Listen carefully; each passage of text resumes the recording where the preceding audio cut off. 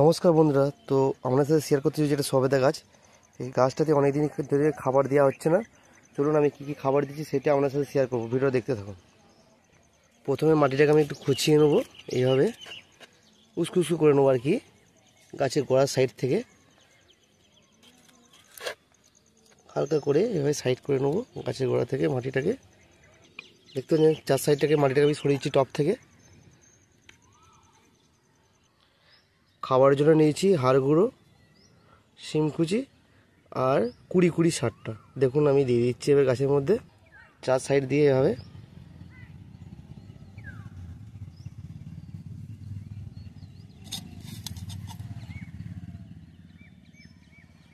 মাটিটাকে পুরো ঢাকা দিয়ে দেবো,